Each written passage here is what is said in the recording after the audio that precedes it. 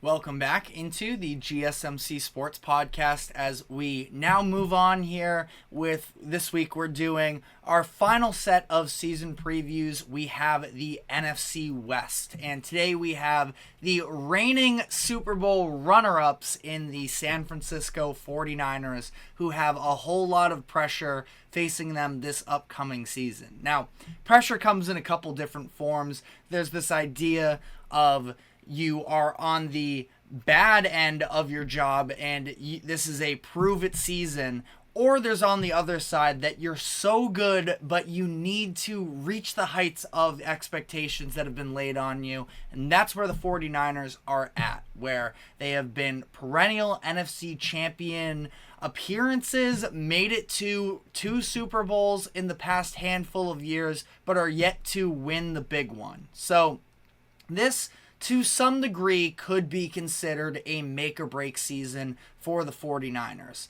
I think that make or break in this idea of windows closing gets thrown around a little bit too much, because ultimately if your infrastructure is good at its core, I think it's hard to fully write off the idea of you'll never be able to compete again if you don't win this season. But the clock is most certainly ticking for the 49ers, who are going to already one of the most expensive teams in the NFL, and that is only going to get more complicated as Brock Purdy is going to be eligible for a contract extension after this season.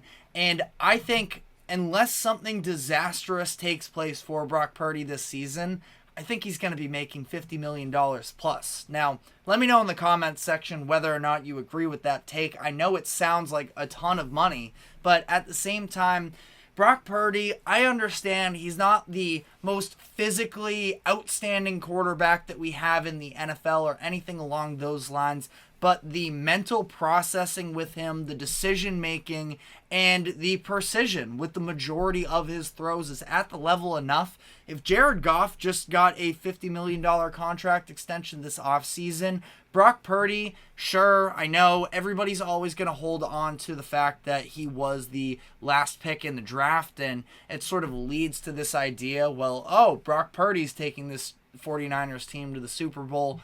Anybody can. I think that that's so disingenuous to the point where we've seen 2 really good seasons from Purdy up to this point. And no, he's probably not ever going to be, in that top 5 quarterback conversation, but he is very much in play for getting a massive deal.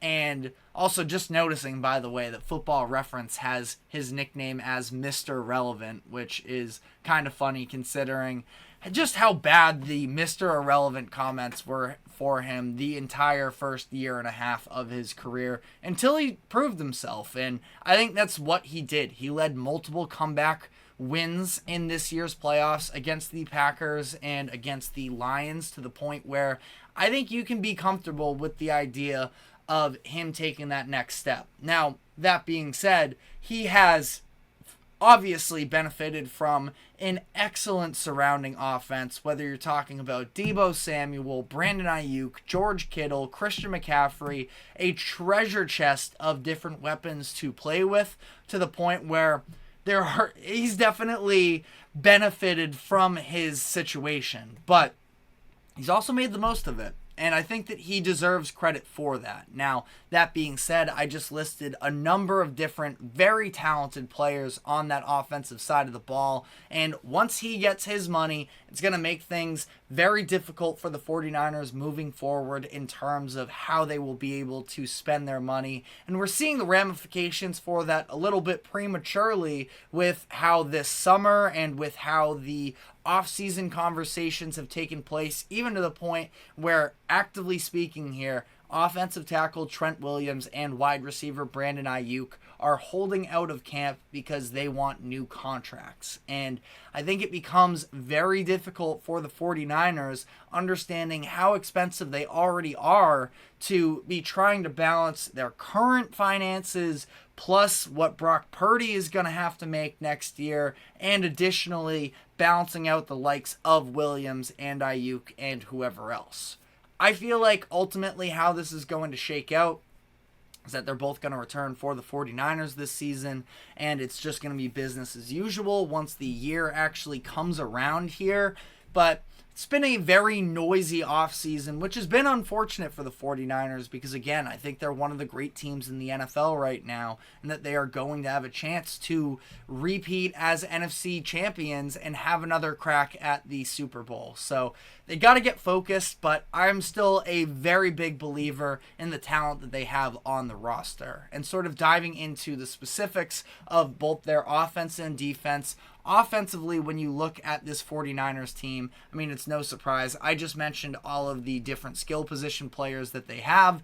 The offensive line is also a very solid group as well, as long as, there's definitely a real feel for any time that Trent Williams missed times. The offense took a hit by it, but overall, I would say you have probably a league average offensive line that has a chance to sort of take that to another level when everybody is all healthy. But again, it's not exceptional, but with those weapons, as long as you have a passable offensive line, I think you're sitting in a very nice position. So we already, for the most part, talked about what their offense looks like this year. The only, real wrinkle this year is also adding Ricky Pearsall, who they drafted at the end of the first round. Ricky Pearsall was one of my favorite wide receivers in college when he was at Florida. I'm a Patriots fan myself. He reminds me a lot of Julian Edelman, and I think that that's kind of the perfect type of player at this point in particular,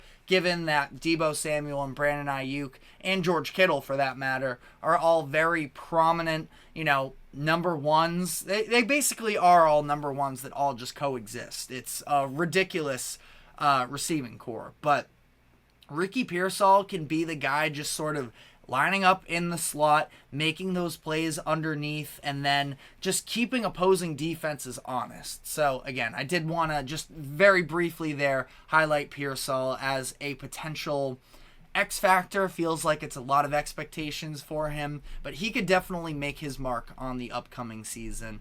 Defensively, also still a very solid core. They've dealt with loads of turnover over the past few years, including defensive coordinator, where they're heading into yet another season with a new defensive coordinator. They decided to fire Steve Wilkes after the Super Bowl, which was definitely a bit of a controversial decision from Kyle Shanahan following that. Defense actually held up pretty well, all things considered, allowing 19 points in regulation to Patrick Mahomes. It's a pretty good accomplishment. Again, I didn't love, and especially considering the fact that that entire game changed when it was Dre Greenlaw going down with his torn Achilles. I thought at that point, that's when backup linebacker Oren Burks started to get picked on, and that sort of in the middle, underneath stuff really opened up for the Chiefs, which ended up hurting the 49ers big time. But are moving forward with Nick Sorensen as the new defensive coordinator, so we'll see how that plays out. But 49ers, definitely some under-the-radar moves in terms of just finding veterans that can carve out a role for themselves this upcoming season.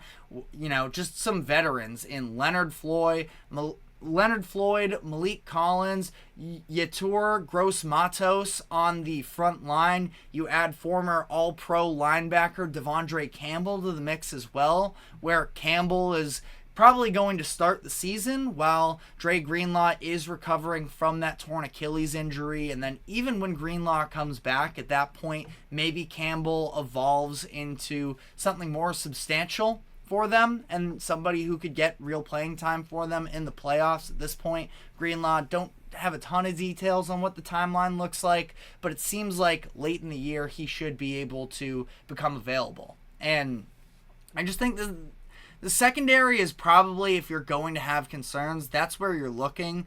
Now, we don't know exactly what Talanoa Hufanga is going to look like when he comes back, but one of the best safeties in the league in 2022 was out for half of the season in 2023 and missed all of the playoffs, so it's going to take him a little bit of time, I feel like, to fully find his form.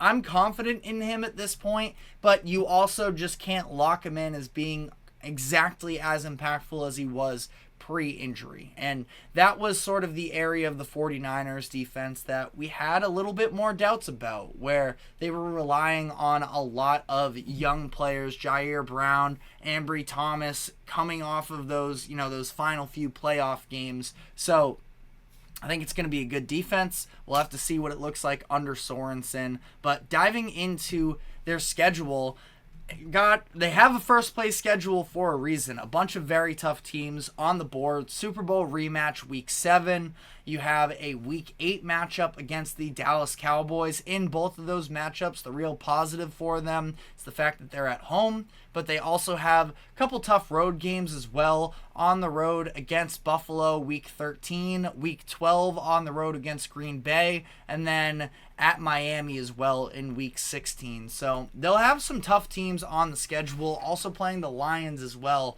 in week 17. I think that the 49ers can have their season locked up, though, on, by that point. The first part of their schedule, I think they should be able to roll through, to be honest. Weeks 1 through 5, all of those are very winnable games for them. Week 6, you could throw into that. I think Seattle's going to be a good team this year. Playing in Seattle is never easy, but take your pick. First 5-6 weeks, I think the 49ers could reasonably be looking at something like 5-1. But ultimately, I think they're gonna continue to have the success that we've seen in these past couple years. They're going to put themselves in position to be among one of the top teams in the NFC during the regular season. I have them coming out with 12 wins. I gotta double check here what the over/under line is for them. I believe that when I did this preseason, when the lines first came out, we were looking at somewhere around 11.5, 12.5 wins. So very briefly here, looks like 11.5. So technically, that's according to Sharp Football Analysis. So I would have them slightly over here. A lot of people are sketched out about this idea of a Super Bowl hangover. There's only been one team in the 21st century that has made it back to the Super Bowl following a Super Bowl loss, and that was Tom Brady and the Patriots in 2018. So, tall task, 100%, but I really do trust the infrastructure of this 49ers team. But let me know whether or not you are as confident as I am, as we are going to be headed into our final segment of the day. We're switching gears from NFL to college football a little bit, and I want to talk about Florida State and whether or not they can work themselves back into playoff contention, because a lot of people are just writing them for dead already because of their week 0 upset loss against Georgia Tech.